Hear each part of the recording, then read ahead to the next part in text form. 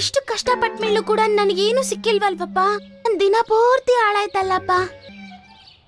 ಸರಿ ಆಯ್ತಪ್ಪ, ಪರವಾಗಿಲ್ಲ ಬಿಡು. ಮೀನ್ ಸಿಕ್ಕಿಲ್ಲ ಅಂದ್ರೆ ಏನ್ ಮಾಡುದು, ಇವತ್ತಿಗೆ ಈ ಮೊಟ್ಟೆ ತಿನ್ನೋಣ ಅಷ್ಟೇ. ನರಿ ಮತ್ತು ಕೊಕ್ಕರೆಯ ಸ್ನೇಹ. ಒಂದಿನ ಮಿನ್ನು ನರಿ ಸಮುದ್ರದ ಕಡೆ ನಡ್ಕೊಂಡು ಹೋಗ್ತಿತ್ತು. ಇವತ್ತು ಯಾವ್ದೋ ಮಿಕ್ಕಿರುವ ಆಹಾರ ತಿನ್ನೋದಕ್ಕೆ ಮನ್ಸಾಗ್ತಿಲ್ಲ. ಇವತ್ತಂತೂ ನಾನು ತುಂಬಾ ರುಚಿಯಾದ ಗೋಲ್ಡನ್ ಫಿಶ್ ನ ತಿನ್ಲೇಬೇಕು ಅಂತ ಅನ್ಕೊಂಡ್ಬಿಟ್ಟಿದೀನಿ. ಹಂಗಂತ ಯೋಚನೆ ಮಾಡಿ ಅದು ಸಮುದ್ರದ ಹತ್ರ ಹೋಗುತ್ತೆ. ಆದ್ರೆ ಅದು ನೀರಲ್ಲಿ ಇಳಿದು ಬೇಟೆ ಆಡೋದಕ್ಕೆ ಸಾಧ್ಯ ಅಲ್ಲ. ಆಗದು ನೋಡುತ್ತೆ, 2 ಕರಡಿಗಳು ಅವರ ಇಷ್ಟವಾದ ಗೋಲ್ಡನ್ ಫಿಶ್ಗೋಸ್ಕರ ಜಗಳ ಮಾಡ್ತಿರ್ತವೆ. ಈ ಮೀನು ನಂದು ಅಲ್ಲೋ, ನಂದು. ಇದನ್ನ ನಾನ್ ನೋಡಿದ್ದು. ಆದ್ರೆ ನಾನಿದನ್ನ ಹಿಡಿದಿದ್ದು. ಅವರು ಆ ಮೀನನ್ನ ಅಲ್ಲೇ ಇರುವ ಕಲ್ಲಿನ ಮೇಲೆ ಇಟ್ಟು ಮತ್ತೆ ಜಗಳ ಮಾಡಕ್ ಶುರು ಮಾಡ್ತಾರೆ. ನೀನು ಲೆಫ್ಟ್ ಇಂದ ಬರ್ತಿದ್ದೆ, ನಾನ್ ರೈಟ್ ಇಂದ, ಮತ್ತೆ ನಾನದನ್ನ ನೋಡಿದ್ದು. ಆದ್ರೆ ನೀನ್ ಅದ್ರ ಹತ್ರ ಹೋಗಿಲ್ಲ, ನಾನದನ್ನ ಹಿಡ್ದಿದ್ದು. ಅವರಿಬ್ರು ಜಗಳ ಆಡೋದ್ರಲ್ಲಿ ಬ್ಯುಸಿ ಆಗಿರ್ತಾರೆ. ಆಗ ಮಿನ್ನು ಓಡೋಗಿ ಆ ಮೀನನ್ನ ಎತ್ಕೊಳ್ಳುತ್ತೆ. ಮತ್ತೆ ಅದನ್ನ ಬಾಯಲ್ಲಿ ಇಟ್ಕೊಂಡು ಅಲ್ಲಿಂದ ಓಡೋಗ್ಬಿಡುತ್ತೆ. ಅಯ್ಯೋ ನಿಲ್ಸೋ. ಅವರಿಬ್ರು ಅದರ ಹಿಂದ್ಗಡೆ ಓಡಕ್ ಶುರು ಮಾಡ್ತಾರೆ. ಇದು ನಿನ್ನಿಂದಾಗಿದ್ದು. ಅಲ್ಲ, ನಿನ್ನಿಂದ. ನಾನಂತೂ ಅದನ್ನ ತಿನ್ಬಿಡ್ತಿದ್ದೆ. ಅರೇ, ಇವರಿಬ್ರು ನನ್ನ ಹಿಂದ್ಗಡೆನೆ ಬಿದ್ರಲ್ಲಪ್ಪ. ಇವಾಗ ಇವ್ರ ಹತ್ರದಿಂದ ನಾನ್ ಹೆಂಗ್ ತಪ್ಸ್ಕೊಳ್ಳೋದು? ಅಲ್ಲೇ ಎದ್ರಲ್ಲಿ ಒಂದು ಗುಹೆ ಇರೋದು ಅದಕ್ಕೆ ಕಾಣಿಸುತ್ತೆ. ಅದು ತುಂಬಾ ಚಿಕ್ಕದಾಗಿತ್ತು. ಅದ್ರಲ್ಲಿ ಮಿನ್ನು ಮಾತ್ರನೇ ಹೋಗಕ್ಕಾಗುತ್ತೆ. ಆದ್ರೆ ಅದು ಸ್ವಲ್ಪ ಮೇಲೆ ಇರುತ್ತೆ. ಗುಹೆ ಒಳಗಡೆ ಹೋಗೋದಕ್ಕೆ ಅದು ಮೇಲೆ ಹತ್ತಕ್ ಶುರು ಮಾಡುತ್ತೆ. ಆದ್ರೆ ಅದು ಮೇಲೆ ಹತ್ತೋ ಪ್ರಯತ್ನ ಮಾಡ್ತಿರುವಾಗ ಅದರ ಮೀನು ಅದರ ಬಾಯಿಂದ ಸ್ಲಿಪ್ ಆಗಿ ಕೆಳಗಡೆ ಬಿದ್ದು ಆ 2 ಕರಡಿಗಳ ಮುಂದೆನೆ ಬೀಳುತ್ತೆ. ಮಿನ್ನು ಭಯ ಪಟ್ಕೊಂಡು ಆ ಗುಹೆ ಒಳಗಡೆ ಹೋಗ್ಬಿಡುತ್ತೆ. ಇದು ನಂದು. ಹಂಗಂತ ಹೇಳ್ತಾ ಒಂದು ಕರಡಿ ಅದನ್ನ ಬಾಯಿಗೆ ಹಾಕೊಂಡ್ಬಿಡುತ್ತೆ. ಮತ್ತೆ ಅದನ್ನ ನೋಡಿ ಇನ್ನೊಂದು ಜಗಳ ಮಾಡುತ್ತೆ. ಪಾಪ ಮಿನ್ನು ಆ ಗುಹೆ ಒಳಗಡೆ ಕುತ್ಕೊಂಡು ಈ ತರ ಅನ್ಕೊಳ್ತಾ ಇರುತ್ತೆ. ಇಷ್ಟು ಕಷ್ಟಪಟ್ಟ ಮೇಲೂ ಕೂಡ ನನಗೇನು ಸಿಕ್ಕಿಲ್ವಲ್ವಪ್ಪ. ದಿನ ಪೂರ್ತಿ ಹಾಳಾಯ್ತಲ್ಲಪ್ಪ. ಅದೇ ಸಮಯದಲ್ಲಿ ಅದೇ ಗುಹೆಯಲ್ಲಿರುವ ಒಂದು ಮೊಟ್ಟೆ ಮೇಲೆ ಅದರ ದೃಷ್ಟಿ ಹೋಗುತ್ತೆ. ಸರಿ ಆಯ್ತಪ್ಪ, ಪರವಾಗಿಲ್ಲ ಬಿಡು. ಮೀನ್ ಸಿಕ್ಕಿಲ್ಲ ಅಂದ್ರೆ ಏನ್ ಮಾಡುದು, ಇವತ್ತಿಗೆ ಈ ಮೊಟ್ಟೆ ತಿನ್ನೋಣ ಅಷ್ಟೇ. ಹಂಗಂತೇಳಿ ಅದು ಆ ಮೊಟ್ಟೆನ ಎತ್ಕೊಂಡು ಅದರ ಬಾಯೊಳಗಡೆ ಇಟ್ಕೊಳ್ಳುತ್ತೆ. ಆದ್ರೆ ಆಮೇಲೆ ಏನೋ ಕಚಗುಳಿ ಆದಂಗೆ ಆಗುತ್ತೆ. ಮತ್ತೆ ಅದು ಬಾಯಿಂದ ಮೊಟ್ಟೆನ ಆಚೆ ಉಗುಳುತ್ತೆ. ಮೊಟ್ಟೆ ಕೆಳಗಡೆ ಬೀಳ್ತಿದ್ದಂಗ್ಲೆ ಒಡೆದೋಗುತ್ತೆ. ಮತ್ತೆ ಅದ್ರ ಒಳಗಡೆಯಿಂದ ಒಂದು ಪಕ್ಷಿಯ ಮಗು ಆಚೆ ಬರುತ್ತೆ. ಅರೇ, ಇದ್ ನೋಡ್ತಿದ್ರೆ ಯಾವ್ದೋ ಕೊಕ್ಕರೆಯ ಮಗು ಅಂತ ಅನ್ಸುತ್ತೆ. ಇದನ್ ತಿಂದ್ರೆ ಪಾಪ ಅವ್ರ ಅಮ್ಮ ಬೇಜಾರ್ ಮಾಡ್ಕೊಳ್ಳುತ್ತೆ. ನಾನ್ ಇದನ್ನ ಜೀವಂತವಾಗ್ಲೇ ಬಿಟ್ಬಿಡ್ತೀನಿ ಹಂಗಂತ ಅನ್ಕೊಂಡು ಅದು ಅಲ್ಲಿಂದ ಹೋಗ್ಬಿಡುತ್ತೆ. ಆದ್ರೆ ಕೊಕ್ಕರೆ ಅದು ಒಬ್ಳೆ ಇರೋದನ್ನ ನೋಡಿ ಅದು ನರಿಯ ಹಿಂದೆನೆ ಹೋಗುತ್ತೆ. ಅರೇ, ನೀನ್ ಯಾಕಮ್ಮ ನನ್ನಿಂದ ಬರ್ತಿದ್ಯಾ? ಅದನ್ ಕೇಳಿ ಅದೇನು ಉತ್ತರ ನೀಡೋದಿಲ್ಲ. ಆಗ ಮೀನುಗ್ ಅರ್ಥ ಆಗತ್ತೆ ಅದಕ್ಕೇನು ಅರ್ಥ ಆಗಲ್ಲ ಮತ್ತು ಮಾತಾಡಕ್ಕಾಗಲ್ಲ ಅಂತ. ಇದು ಕಣ್ಣು ತೆಗ್ದಿದ್ ನಂತರ ಮೊದಲು ನೋಡಿದ್ದು ನನ್ನೇ. ಅದಕ್ಕೆ ನಾನೇ ಇದರ ಅಮ್ಮ ಅಂತ ಅನ್ಕೋತಿದ್ದೆ ಅನ್ಸುತ್ತೆ. ಇನ್ಮೇಲೆ ಆ ಕೊಕ್ಕರೆ ಮಿನ್ನು ಜೊತೆನೆ ಇರುತ್ತೆ ಅಂತ ಮಿನ್ನುಗ್ ಅರ್ಥ ಆಗತ್ತೆ. ಅದಕ್ಕೆ ಆ ಕೊಕ್ಕರೆ ಬರೋದನ್ನ ಮಿನ್ನು ತಡಿಲಿಲ್ಲ. ಅವರಿಬ್ರು ಜೊತೆಗೆ ಇರ್ತಿದ್ರು. ಸ್ವಲ್ಪ ದಿನದಲ್ಲಿ ಮಗು ಮಾತಾಡಕ್ ಕಲಿಯುತ್ತೆ. ಅದಕ್ಕೆ ಹೆಸರು ಮಿನ್ನು ರಾಕಿ ಅಂತ ಇಡುತ್ತೆ. ಒಂದಿನ ರಾಕಿ ಮಿನ್ನು ಜೊತೆ ನಡೀತಾ ಇರುತ್ತೆ. ನೀನ್ ಸ್ವಲ್ಪ ಆರಾಮಾಗಿ ಹೋಗ್ತೀಯಾ? ನಿನ್ನೊಟ್ಟಿಗೆ ಯಾವಾಗ್ಲೂ ಹೊರಗಡೆ ಬಂದ್ರೆ ನಂಗ್ ಸಾಕಾಗೋಗುತ್ತೆ. ಅದೇ ನೀನು ಕಾಲಲ್ಲಿ ನಡ್ಕೊಂಡ್ ಬರ್ತೀಯ, ಅದಕ್ಕೆ ನೀನ್ ಟಯರ್ಡ್ ಆಗ್ತೀಯಾ? ಆದ್ರೆ ನಿನ್ಗೆ ರೆಕ್ಕೆ ಇದೆ ಅಲ್ವಾ, ನೀನ್ ಯಾಕೆ ಹಾರುವುದಿಲ್ಲ? ಆದ್ರೆ ನಂಗೆ ಯಾವಾಗ ಹಾರಕ್ ಬರುತ್ತೆ? ಮತ್ ನೀವಂತೂ ನಂಗೆ ಕಲಿಸ್ಲೇ ಇಲ್ಲ.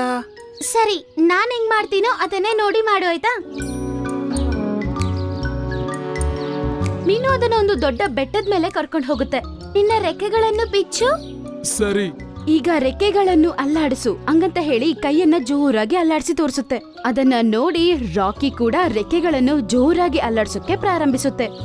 ಈಗ ನೀನು ಎಗಿರಿ ಗಾಳಿಯಲ್ಲಿ ಹಾರು ಹಂಗಂತ ಹೇಳಿ ನರಿ ಎಗರ್ತಾ ಅದು ಕೆಳಗಡೆ ಭೂಮಿ ಮೇಲೆ ಹೋಗಿ ಬೀಳುತ್ತೆ.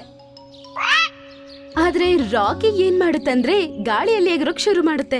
ಅದು ಎಗರ್ತಿರೋದ್ ನೋಡಿ ಮೀನುಗೆ ತುಂಬಾ ಸಂತೋಷ ಆಗುತ್ತೆ. ಸ್ವಲ್ಪ ದಿನ ಹಾಗೆ ಕಳೆಯುತ್ತೆ. ರಾಕಿ ಇನ್ನ ದೊಡ್ಡದಾಗುತ್ತೆ. ಮತ್ತೆ ಮೀನುಗೆ ಗೋಲ್ಡನ್ ಫಿಶ್ ತಿನ್ಬೇಕು ಎನ್ನುವ ಆಸೆ ಬರುತ್ತೆ. ಮತ್ತೆ ಅದು ಅದ್ರ ಜೊತೆ ಸಮುದ್ರದ ಕಡೆ ಹೋಗುತ್ತೆ. ಅದು ಸಮುದ್ರದಲ್ಲಿ ಮೀನನ್ನ ಹುಡುಕ್ತಿರುತ್ತೆ. ಅದೇ ಸಮಯಕ್ಕೆ ಆ 2 ಕರಡಿಗಳನ್ನು ನೋಡುತ್ತೆ. ಅರೇ, ಇದಂತೂ ಅದೇ ಅಲ್ವಾ, ಹಿಂದಿನ ಸಲ ನಮ್ ಮೀನನ್ ಕತ್ಕೊಂಡೋಗಿದ್ಲು. ಹಾ, ಇವಳೇ ಅದು. ಹಿಡ್ಕೊ ಅವಳನ್ನ. ಅವ್ರನ್ನ ನೋಡಿ ಮಿನ್ನು ಅಲ್ಲಿಂದ ಓಡೋಗ್ಬಿಡುತ್ತೆ. ಅವರಿಬ್ರು ಕೂಡ ಮಿನ್ನು ಒಳಗಡೆ ಓಡಿ ಬರ್ತಾರೆ. ಎದುರುಗಡೆ ಕಲ್ಲು ಮುಳ್ಳು ಬೇರೆ ಜಾಸ್ತಿ ಇತ್ತು. ಅದ್ರ ಕೈಯಲ್ಲಿ ಓಡಕ್ಕೂ ಆಗೋದಿಲ್ಲ, ಎಗರ್ಕೊಂಡು ಹೋಗಕ್ಕೂ ಆಗಲ್ಲ. ಅಷ್ಟ್ರಲ್ಲೇ ಅವರಿಬ್ರು ಮಿನ್ನು ಹತ್ರ ಬಂದ್ಬಿಡ್ತಾರೆ. ಅವರು ಅದನ್ನ ಹಿಡ್ಕೊಳಕ್ ಹೋಗ್ತಿದ್ರು. ಅಷ್ಟ್ರಲ್ಲೇ ರಾಕಿ ಅಲ್ಲಿಗೆ ಬಂದು ಹೀಗನ್ನುತ್ತೆ, ಬೇಗ ನನ್ನ ಕಾಲ್ ಹಿಡ್ಕೋ. ಅದನ್ ಕೇಳಿ ಮಿನ್ನು ರಾಕಿ ಕಲ್ನ ಹಿಡ್ಕೊಳ್ಳುತ್ತೆ. ರಾಕಿ ಅಲ್ಲಿಂದ ಎಗರ್ಕೊಂಡು ಹೋಗ್ಬಿಡುತ್ತೆ. ಈ ರೀತಿ ಆ ಕಲ್ಲು ಮುಳ್ಳು ಇರುವ ಜಾಗದಿಂದ ಅದು ತಪ್ಸ್ಕೊಂಡ್ಬಿಡುತ್ತೆ. ಕರಡಿಗಳು ಎರಡು ಅಲ್ಲೇ ಸಿಕ್ಕಾಕೊಳ್ಳುತ್ತೆ. ರಾಕಿ ಮಿನ್ನುನ ಒಂದು ಜಲಪಾತದ ಮೇಲೆ ತಂದ್ಬಿಡುತ್ತೆ. ನೀಚೆ ಗೆಹರಿ ಕಾಯಿತಿ. ಇನ್ನೊಂದು ಕಡೆ ಜಲಪಾತದ ನೀರು ಜೋರಾಗಿ ಹರಿಯತೊಡಗಿತು. ನನ್ನ ಕಾಲಿಂದ ನಿನ್ನ ಇನ್ನು ಹಿಡಿಯಕ್ಕಾಗಲ್ಲ. ಆದ್ರೆ ನೀನ್ ನನ್ನನ್ನು ಹಿಡ್ಕೊಂಡ್ರೆ ಏನಾದ್ರೂ ಮಾಡ್ಬೋದು. ಸಮಸ್ಯೆನೂ ಆಗಲ್ಲ. ಬೇಗ ಮಾಡು, ಇಲ್ಲ ಅಂದ್ರೆ ನೀರಿನ ಕೊಚ್ಕೊಂಡೋಗುತ್ತೆ. ಅದನ್ ಕೇಳಿ ಮಿನ್ನು ಕಾಲನ್ನ ಹಿಡ್ಕೊಳ್ಳುತ್ತೆ. ಮತ್ತೆ ರಾಕಿ ಜೋರಾಗಿ ಹಾರ್ಕೊಂಡು ಹೋಗುತ್ತೆ. ರಾಕಿ ಕೈಯಲ್ಲಿ ಪಾಪ ಮಿನ್ನುನ ಎತ್ಕೊಳಕ್ ಆಗ್ತಿಲ್ಲ. ಅಯ್ಯಬ್ಬ, ಕೈ ಬಿಡ್ಬೇಡ, ಕೈ ಅಂತೂ ಬಿಡ್ಲೇಬೇಡ. ಅದು ಕಂಟಿನ್ಯೂಸ್ ಆಗಿ ರೆಕ್ಕೆಗಳನ್ನ ಅಲ್ಲಾಡಿಸ್ತಿರುತ್ತೆ. ಆದ್ರೆ ಸ್ವಲ್ಪನೂ ಮೇಲೆ ಎಗರಕ್ ಆಗ್ತಿಲ್ಲ. ಅದು ನೋವಲ್ಲಿರೋದನ್ನ ನೋಡಿ ಮೀನು ಬೇಕಂತಾನೆ ಅದರ ಕಾಲನ್ನ ಬಿಟ್ಬಿಡುತ್ತೆ. ಇಲ್ಲ ಮೀನು. ಮೀನು ಪಾಪ ಈಗ ಕೆಳಗಡೆ ಬೀಳ್ತಾ ಇರುತ್ತೆ. ಆದ್ರೆ ಪಾಪ ರಾಕಿ ಏನು ಮಾಡಕ್ಕಾಗದೆ ನೋಡ್ತಿರುತ್ತೆ. ಅಷ್ಟರಲ್ಲಿ ಒಂದು ದೊಡ್ಡ ಕೊಕ್ಕರೆ ಬಂದು ಅದರ ಕಾಲಲ್ಲಿ ಮೀನುನ ಎತ್ಕೊಂಡು ಅಲ್ಲಿಂದ ಹಾರ್ಕೊಂಡು ಹೋಗ್ಬಿಡುತ್ತೆ. ಈ ಕೊಕ್ಕರೆ ತುಂಬಾ ಸುಲಭವಾಗಿ ಮೀನುನ ಎತ್ಕೊಂಡ್ಬಿಡುತ್ತೆ. ಮತ್ತೆ ಅದನ್ನ ಎತ್ಕೊಂಡು ಹಾರ್ಕೊಂಡು ಬಂದು ಒಂದು ಸೇಫ್ ಆದ ಕಡೆಗೆ ಅದನ್ನ ಕೆಳಗಡೆ ಇಳಿಸುತ್ತೆ. ನೀವು ನನ್ನ ಫ್ರೆಂಡ್ನ ಕಾಪಾಡಿದೀರಾ, ತುಂಬಾ ಧನ್ಯವಾದಗಳು. ಮಗು, ನಾನೇ ನಿನ್ನ ತಾಯಿ. ನಿನ್ನ ತುಂಬಾ ದಿನದಿಂದ ಹುಡುಕ್ತಿದ್ದೆ. ಈಗ್ಲೇ ನನ್ನ ಹುಡುಕಾಟ ಪೂರ್ತಿ ಆಯ್ತು. ಏನು, ನೀವು ನನ್ನ ಅಮ್ಮನಾ? ಅದನ್ ಕೇಳಿ ಸಂತೋಷದಿಂದ ಹೋಗಿ ಅವ್ರ ಅಮ್ಮನ ಹಪ್ಕೊಡುತ್ತೆ. ನೀನು ನನ್ನ ಮಗುನ ತುಂಬಾ ಚೆನ್ನಾಗಿ ನೋಡ್ಕೊಂಡೆ. ಅದಕ್ಕೆ ತುಂಬಾ ತುಂಬಾ ಧನ್ಯವಾದ. ಈಗ ನನಗೆ ನೀವಿಬ್ರು ಒಟ್ಟಿಗೆ ಸೇರಿದ್ ನೋಡಿ ಸಂತೋಷವಾಗಿದೆ. ಇನ್ಮೇಲೆ ಆರಾಮಾಗಿರ್ತೀನಿ. ನನ್ನ ಈ ರಾಕಿ ಅವರ ಅಪ್ಪ ಅಮ್ಮ ಜೊತೆ ಸಂತೋಷವಾಗಿರುತ್ತೆ ಅಂತ. ನಾನು ಕೂಡ ನನ್ನ ಅಮ್ಮನನ್ನು ಮೀಟಾಗಿ ತುಂಬಾ ಖುಷಿಯಾಗಿದ್ದೀನಿ. ಆದ್ರೆ ನೀವು ನಿಮ್ಮನ್ನು ಹೇಗೆ ಬಿಡೋದು ನಾನು? ಹಾಗಾಗಿ ನಾನು ನಿಮಗೊಂದು ಪ್ರಾಮಿಸ್ ಮಾಡ್ತೀನಿ. ನಾನು ಯಾವಾಗ್ಲೂ ನಿಮ್ಮನ್ನು ಮೀಟ್ ಆಗಕ್ಕೆ ಬರ್ತೀನಿ. ನಮ್ಮಿಬ್ಬರ ಫ್ರೆಂಡ್ಶಿಪ್ ಯಾವಾಗ್ಲೂ ಇರುತ್ತೇನೆ. ಹಾ, ಯಾಕಿಲ್ಲ. ನಾನ್ ಕೂಡ ನೀನ್ ಯಾವಾಗ ಬರ್ತೀಯಾ ಅಂತ ದಿನ ನಿನ್ಗೋಸ್ಕರ ಕಾಯ್ತಾ ಇರ್ತೀನಿ. ನಾನ್ ನಿನ್ಗೊಂದ್ ಚಿಕ್ಕ ಗಿಫ್ಟ್ ಕೊಡ್ಬೇಕು ಹಂಗತ್ ಹೇಳಿ ತಾಯಿ ಕೊಕ್ಕರೆ ಸಮುದ್ರದ ಕಡೆ ಹೋಗಿ ಒಂದು ಗೋಲ್ಡನ್ ಫಿಶ್ ನ ಹಿಡ್ಕೊಂಡು ಅಲ್ಲಿಗೆ ಬರುತ್ತೆ. ತಗೋ, ನಿನ್ ಫೇವರೇಟ್. ಅದನ್ ತಗೊಂಡು ಮಿನ್ನು ಮೀನನ್ನ ಸಂತೋಷವಾಗಿ ತಿನ್ನುತ್ತೆ. ಆಮೇಲೆ ಅವರಿಬ್ರು ಆಕಾಶದಲ್ಲಿ ಎಗರ್ಕೊಂಡು ಹೋಗ್ಬಿಡ್ತಾರೆ. ಮೀನು ಅವರಿಬ್ರು ಹೋಗ್ತಿರೋದನ್ನ ನೋಡಿ ಕೈಯಲ್ಲಾಡಿಸ್ತಾ ಟಾಟಾ ಹೇಳುತ್ತೆ. ಆದ್ರೆ ಅದಕ್ಕೆ ಒಂದ್ ವಿಷಯ ಖುಷಿ ಏನಂದ್ರೆ ಅವರ ಕುಟುಂಬ ಸಿಕ್ಕದ್ಮೇಲೂ ರಾಕಿ ಅದನ್ನ ನೋಡಕ್ಕೆ ದಿನ ಬರುತ್ತೆ ಅಂತ. ಮತ್ತೆ ಅವರ ಸ್ನೇಹ ಶಾಶ್ವತವಾಗಿ ಉಳಿದೋಗುತ್ತೆ. ಅಯ್ಯೋ ದೇವ್ರೆ, ನೀನ್ ನನ್ನನ್ನ ಕೊಕ್ಕರೆ ಮಾಡಿದ್ರು ಕೂಡ ಯಾಕೆ ಬೇರೆ ಕೊಕ್ಕರೆಗಳಾಗಿ ನಂಗೆ 2 ರೆಕ್ಕೆ ಕೊಟ್ಟಿಲ್ಲ? ನಂಗೆ ಅವ್ರ ಜೊತೆ ಹಾರಾಡೋಕ್ಕೂ ಆಗಲ್ಲ, ಮತ್ತು ಅವರಂತೂ ಅವರೊಟ್ಟಿಗೆ ನನ್ನನ್ನು ಕರ್ಕೊಂಡೋಗಲ್ಲ. ಅಂಗವಿಕಲ ಕೊಕ್ಕರೆ ಮತ್ತು ಮಾಯಾ ಹಕ್ಕಿ. ಒಂದು ಕಾಡಲ್ಲಿ ಎಲ್ಲಾ ಜಂತುಗಳು ತುಂಬಾ ಪ್ರೀತಿಯಿಂದ ಜೀವಿಸ್ತಾ ಇದ್ವು. ಆ ಕಾಡಲ್ಲಿ ತುಂಬಾ ಸುಂದರವಾದ ಒಂದು ನದಿ ಇತ್ತು. ಆ ಜಾಗಕ್ಕೆ ಎಲ್ಲಾ ಜಂತುಗಳು ನೀರ್ ಕುಡಿಯೋದಕ್ಕಂತ ಹೋಗ್ತಿದ್ವು. ಕೊಕ್ಕರೆಗಳ ಒಂದು ಗುಂಪು ಕೂಡ ದಿನಾ ಸಾಯಂಕಾಲ ಬೆಳಗ್ಗೆ ಅಲ್ಲಿಗೆ ಬರ್ತಿತ್ತು.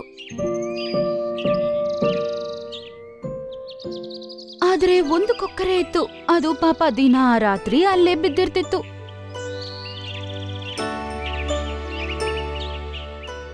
ಅಯ್ಯೋ ದೇವ್ರೆ, ನೀನ್ ನನ್ನನ್ನು ಕೊಕ್ಕರೆ ಮಾಡಿದ್ರು ಕೂಡ ಯಾಕೆ ಬೇರೆ ಕೊಕ್ಕರೆಗಳಾಗಿ ನಂಗೆ 2 ರೆಕ್ಕೆ ಕೊಟ್ಟಿಲ್ಲ?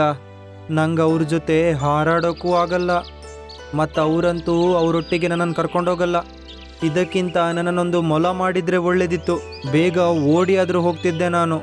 ಅವಾಗ ಅಲ್ಲಿಗೆ ಒಂದು ಗಿಳಿ ಬರುತ್ತೆ. ಮಿಂಕು, ನನಗೆ ನಿನ್ನ ಸಹಾಯ ಬೇಕಿದೆ. ನನಗಿರುವ ಈ ಕಷ್ಟವನ್ನು ನೀನು ಮಾತ್ರನೇ ಸರಿ ಮಾಡಬಲ್ಲೆ. ಅಲ್ಲ, ಏನ್ ವಿಷಯ? ನೀನೆಲ್ಲಿಂದ ಬಂದಿದ್ಯಾ? ನಾನು ಪಕ್ಕದ ಕಾಡಿಂದ ಬರ್ತಾ ಇದ್ದೀನಿ. ನಾನು ಬೆಳಗ್ಗೆನೆ ಒಂದು ಮೊಟ್ಟೆ ಇಟ್ಟೆ. ಆದ್ರೆ ದುರದೃಷ್ಟವಶಾತು ನನ್ನ ಮೊಟ್ಟೆ ನನ್ನ ಗೂಡಿನಿಂದ ಒಂದು ತೂತೊಳಗಡೆ ಬಿದ್ದೋಯ್ತು. ಅದು ತುಂಬಾನೇ ಆಳವಾಗಿದೆ. ಅಲ್ಲ, ನೀನದನ್ನ ತೆಗಿಯಕ್ಕೆ ಟ್ರೈ ಮಾಡಿಲ್ವಾ? ನಾನು ಮತ್ತೆ ಕಾಡಲ್ಲಿರುವ ಜಂತುಗಳು ತುಂಬಾನೇ ಪ್ರಯತ್ನ ಪಟ್ವಿ. ಆದ್ರೆ ಅದು ತುಂಬಾನೇ ಆಳವಾಗಿದೆ. ಅದರಿಂದ ನಮ್ ಕೈಯಲ್ಲಿ ಏನೂ ಮಾಡಕ್ಕಾಗಿಲ್ಲ. ಆದ್ರೆ ನಿನ್ನ ಬಾಯಿನ ಸಹಾಯದಿಂದ ನೀನು ಆ ಮೊಟ್ಟೆನ ಎತ್ತೀಯಾ? ನಾನು ತುಂಬಾ ಖುಷಿಯಿಂದ ನಿನ್ ಜೊತೆಗೆ ಬರ್ಬೋದಿತ್ತು, ಆದ್ರೆ ನಿಂಗೆ ಗೊತ್ತಿಲ್ಲ ಅನ್ಸುತ್ತೆ, ನಂಗೆ ರೆಕ್ಕೆಗಳಿಲ್ಲ ಕಣೆ, ಹಾರಕ್ಕಾಗಲ್ಲ ನಾನು. ಸರಿ, ಆದ್ರೆ ನಿನ್ಗೆ ಯಾರಾದ್ರೂ ಫ್ರೆಂಡ್ಸ್ ಇರ್ತಾರಲ್ವಾ, ಬೇರೆ ಕೊಕ್ಕರೆಗಳು? ಹಾ, ತುಂಬಾ ಇದ್ದಾರೆ, ಮತ್ತವರು ಬರೋ ಟೈಮ್ ಕೂಡ ಆಗೋಯ್ತೀಗ. ಅದರ ಮಾತು ಕೇಳಿ ಗಿಳಿ ಅಲ್ಲೇ ಇದ್ಬಿಡುತ್ತೆ. ಸ್ವಲ್ಪ ತಾದ್ಮೇಲೆ ಕೊಕ್ಕರೆಗಳು ಗುಂಪಲ್ಲಿಗೆ ಬರುತ್ತೆ.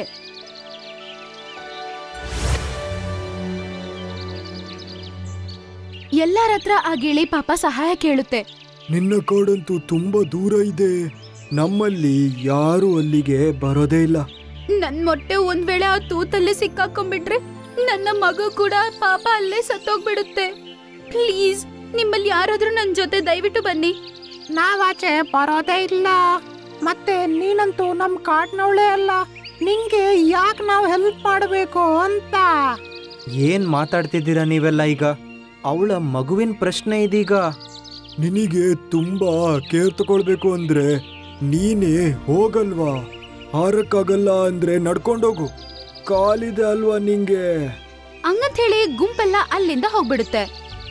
ಗಿಳಿಯಮ್ಮ, ಟೆನ್ಷನ್ ಮಾಡ್ಬೇಡ, ನಾನು ನಿನ್ ಜೊತೆ ಬರ್ತೀನೀಗ. ಅದನ್ ಕೇಳಿ ಗಿಳಿ ಸಂತೋಷ ಪಡುತ್ತೆ, ಮತ್ತೆ ಅದನ್ನ ಅದ್ರ ಜೊತೆ ಕರ್ಕೊಂಡೋಗುತ್ತೆ. ತುಂಬಾ ಹೊತ್ತು ನಡೆದ ನಂತರ ಅದರ ಕಾಲು ಪಾಪ ತುಂಬಾನೇ ನೋವುತ್ತೆ. ಅದು ಮಧ್ಯ ಮಧ್ಯ ಸ್ವಲ್ಪ ಆರಾಮ್ ಮಾಡ್ಕೊಂಡು ಮತ್ತೆ ನಡ್ಕೊಂಡು ಹೋಗ್ತಾ ಇತ್ತು. ಇದೇ ರೀತಿ ನಿಂತು ನಿಂತು ಸಾಯಂಕಾಲ ಆದ್ಮೇಲೆ ಅವರಿಬ್ರು ಹೋಗ್ತಾರೆ. ಮಿಂಕು ಕೊಕ್ಕರೆ, ಇದೇ ಆ ತೂತು.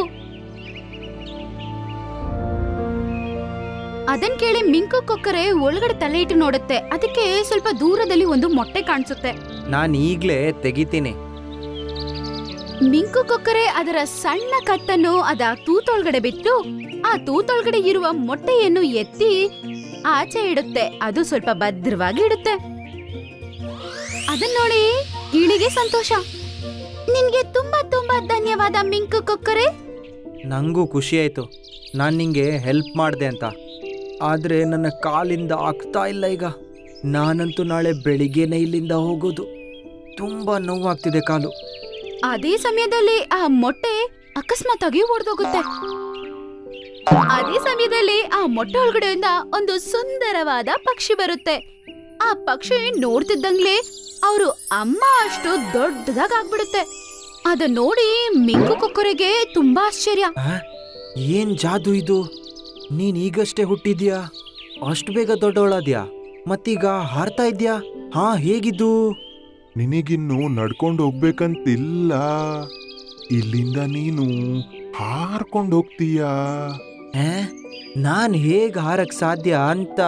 ನಂಗಂತೂ ಒಂದೇ ರೆಕ್ಕೆ ಇರೋದು. ಇಲ್ಲಿನವರೆಗೂ ನಾನು ಏನೇನೆಲ್ಲ ಮಾಡಿದ್ನೋ ಇದೆಲ್ಲ ಈ ಮಾಯಾ ಪಕ್ಷಿ ಹೇಳಿದ್ದಕ್ಕೆ ನಾನ್ ಮಾಡಿದ್ದು. ಈ ಮೊಟ್ಟೆ ಕೂಡ ನಂದಲ್ಲ. ನಂಗೆ ಯಾರಾದ್ರೂ ಸರಿಯಾಗಿ ಹೇಳ್ತೀರಾ ನೀವ್ ಯಾರು ಅಂತ? ಮತ್ತೆ ನೀವು ನನ್ನ ಹತ್ರ ಬರಕ್ಕೆ ಏನ್ ರೀಸನ್ ಅಂತ? ನಾವಿಬ್ರು ಮಾಂತ್ರಿಕ ಪರ್ವತದ ಮೇಲಿರೋದು. ಇವತ್ತು ಬೆಳಿಗ್ಗೆ ನಾನು ಧ್ಯಾನ ಮಾಡ್ತಿರೋವಾಗ ನಿನ್ನ ಧ್ವನಿ ನಂಗೆ ಕೇಳಿಸ್ತು. ನೀನು ಹೇಗೆ ದೇವ್ರ ಹತ್ರ ರೆಕ್ಕೆಗಳ ಬಗ್ಗೆ ಬೇಡ್ಕೊಳ್ತಿದ್ಯಾ ಅಂತ. ಮತ್ತೆ ಗಿಳಿಯಮ್ಮ ನಾನು ಹೇಳ್ದಂಗೆನೆ ನಿನ್ನ ಹತ್ರ ಬಂದು ಇಲ್ಲಿಗೆ ಕರ್ಕೊಂಡು ಬಂತು. ನಿನ್ನನ್ನು ನಾನು ಪರೀಕ್ಷೆ ಮಾಡಕ್ ಹೇಳಿದ್ದೆ. ನೀನು ಸರಿಯಾಗಿದ್ದಿದ್ರೆ ನಾವು ನಿಮ್ಮನ್ನ ಸರಿ ಮಾಡ್ತೀವಿ ಅಂತ ಅನ್ಕೊಂಡ್ವಿ. ಮತ್ ನಾನು ಗಿಳಿಗೆ ಹೇಳ್ದೆ, ಮತ್ತವಳು ನಿನ್ನ ಹತ್ರ ಬಂದ್ಲು, ಮತ್ ನಿನ್ನ ಈ ಕಂಡೀಷನ್ ತಂದ್ಲು. ನೀನ್ ನಿನ್ನ ಈ ಚಾಲೆಂಜ್ ಅಲ್ಲಿ ಪಾಸ್ ಆಗಿದ್ದೀಯಾ. ಅದನ್ ಕೇಳಿದ ತಕ್ಷಣ ಮಿಂಕುಗೆ ತುಂಬಾ ಸಂತೋಷ ಆಗುತ್ತೆ. ತಕೋ ನಿನ್ನ ಉಡುಗೊರೆ ಈಗ. ಹಂಗಂತ ಹೇಳಿ ಅದು ತುಂಬಾ ಜೋರಾಗಿ ಹಾರಕ್ ಶುರು ಮಾಡುತ್ತೆ ಮತ್ತು ಮಿಂಕು ಕೊಕ್ಕರೆಯ ಮೇಲೆ 2-3 ರೌಂಡ್ ಅನ್ನು ಹೊಡೆಯುತ್ತೆ. ಏನೋ ಮಾಯೆಯಾಗಿ ಮಿಂಕು ಕೊಕ್ಕರೆಗೆ ಇನ್ನೊಂದು ರೆಕ್ಕೆ ಕೂಡ ಬಂದ್ಬಿಡುತ್ತೆ. ನಿನ್ನ ರೆಕ್ಕೆಯನ್ನ ಉಪಯೋಗಿಸು ಮಿಂಕು. ಹಂಗಂತ ಹೇಳಿ ಅದು ರೆಕ್ಕೆಗಳನ್ನು ಅಲ್ಲಾಡಿಸಿ ಆಕಾಶದಲ್ಲಿ ಎಗರ್ಬಿಡುತ್ತೆ. ಅದು 1-2 ಸುತ್ತನ್ನು ಸಂತೋಷವಾಗಿ ಸುತ್ತಾಡ್ಕೊಂಡು ತುಂಬಾನೇ ಸಂತೋಷ ಪಡುತ್ತೆ. ಅರೆ ವಾವ್, ಇದು ಜೀವನ ಅಂದ್ರೆ. ಮತ್ತೆ ವಾಪಸ್ ಅವ್ರ ಹತ್ರ ಬರುತ್ತೆ. ನಿಮಗಿಬ್ರಿಗೂ ಧನ್ಯವಾದಗಳು. ನಂಗೆ ರೆಕ್ಕೆಗಳನ್ನ ಕೊಟ್ಟು ನನ್ನ ಆಸೆನ ಈಡೇರಿಸಿದ್ದೀರಾ. ಮಿಂಕು, ನೀನೀಗ ನಿನ್ನ ಕಾಡಿಗೆ ಹೋಗ್ಬೋದು. ಜ್ಞಾಪಕ ಇಟ್ಕೋ, ನನ್ಗೆ ಸಹಾಯ ಮಾಡೋದಕ್ಕೋಸ್ಕರ ಇವತ್ ನೀನ್ ಬಂದ್ಯೋ ಅದೇ ರೀತಿ ನಿನ್ನತ್ರ ಯಾರ್ ಬಂದ್ ಸಹಾಯ ಕೇಳಿದ್ರು ಅವ್ರಿಗೆ ಮಾಡ್ಬೇಕು. ನನ್ನ ಹೆಲ್ಪ್ ಮಾಡೋ ರೀಸನ್ನಿಂದಾನೇ ನನಗೆ ರೆಕ್ಕೆ ಸಿಕ್ಕಿರೋದು. ನಾನು ಅದನ್ನ ಬಿಡೋದಿಲ್ಲ ಮತ್ತೆ ಎಲ್ರಿಗೂ ಹೆಲ್ಪ್ ಮಾಡ್ತೀನಿ. ಹಂಗಂತೇಳಿ ಅದು ಅವರಿಬ್ಬರಿಗೂ ಗುಡ್ ಬೈ ಹೇಳಿ ಸಂತೋಷದಿಂದ ಆಕಾಶದಲ್ಲಿ ಎಗರ್ಕೊಂಡು ಹೋಗುತ್ತೆ. ಅದು ನದಿಯ ಬಳಿ ಹೋದಾಗ ಬೇರೆ ಎಲ್ಲ ಕೊಕ್ಕರೆಗಳು ಅದು ಎಗರ್ಕೊಂಡ್ ಬರೋದನ್ನ ನೋಡಿ ತುಂಬಾನೇ ಆಶ್ಚರ್ಯ ಪಡುತ್ತೆ. ಅರೆ ಮಿಂಕು, ನಿಂಗೆ ಮತ್ತೊಂದು ರೆಕ್ಕೆ ಹೇಗ್ ಸಿಕ್ತು?